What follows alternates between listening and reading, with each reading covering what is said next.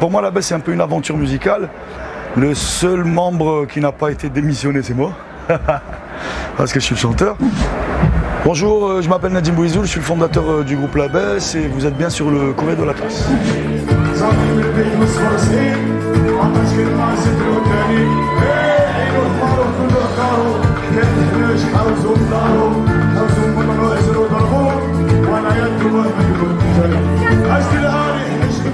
Le groupe La Baisse a démarré à Montréal.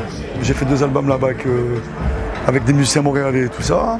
J'ai habité en Colombie aussi, donc j'ai monté un autre groupe sous la même bannière. C'est une famille à travers le monde. Ce qui est intéressant, c'est que les musiciens ils se connaissent entre eux. Les musiciens colombiens et cubains ils connaissent les Français, les Québécois et tout. Après, j'ai monté aussi un groupe en Tunisie. Le batteur, c'est comme ça que je l'ai rencontré, qui est avec nous aujourd'hui, parce qu'il est venu s'installer à Paris. J'avais monté aussi un groupe à l'époque en Ouganda.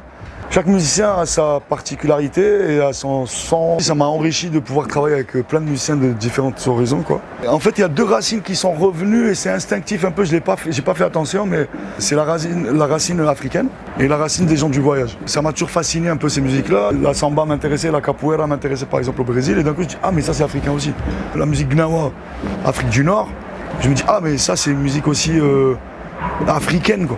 Et donc au fur et à mesure je puisais un peu, je trouvais ça fascinant comment ça a donné le bebop et le jazz et le blues aux States, la champeta en Colombie, et puis les gens du voyage pareil, parce que j'ai commencé avec le flamenco, après il y avait des mélodies de Zigan qui m'intéressaient et d'un coup je découvre que c'est un peu la même. C'est des branches différentes mais qui descendent tous, qui démarrent tous de l'Inde. Donc il y a ces 2 racines-là qui m'ont vachement parlé dans ma trajectoire. Dima Libre, alors c'est quoi l'inspiration derrière ce titre ? C'est des voyages encore une fois, c'est les 20 ans de carrière de La Baisse, donc il est sorti l'année dernière. On a fait Dima Libre, puis on l'a présenté à l'Olympia, complet, 10 jours à l'avance, on était trop fiers parce que moi j'ai démarré dans le métro de Montréal, quoi. Les cuivres sont toujours aussi présents sur quasiment tous les albums. Là il y a une forte présence de guitare électrique. Et le guitariste électrique qui s'appelle Tito, il jouait dans les rues de Montréal et la rencontre s'est faite comme ça et du coup je trouvais son jeu extraordinaire et du coup je l'ai embarqué avec mon tourneur alors qu'il ne savait même pas que le groupe était connu. L'exil au début, c'est sûr qu'on a toutes les épices, les trucs, les machins, tout ça, on trimballe tout ça dans une valise. Puis après on apprend aussi à se comparer un peu aux autres, puis on essaie de déconstruire un petit peu. Et le voyage ça a toujours forgé. Donc c'est une force de pouvoir observer et de voir les lacunes et les qualités, parce que même les qualités on ne les connaît pas. Quand on a grandi quelque part, vu que tout le monde pense à peu près pareil et tout le monde mange à peu près pareil, on ne réalise pas. Mais une fois à l'étranger, quand on est exilé, on remet en question et dit ah ouais mais en fait ça c'est hyper intéressant. Là, par exemple, la générosité qui vient d'Algérie et de l'Afrique du Nord, elle est hyper intéressante.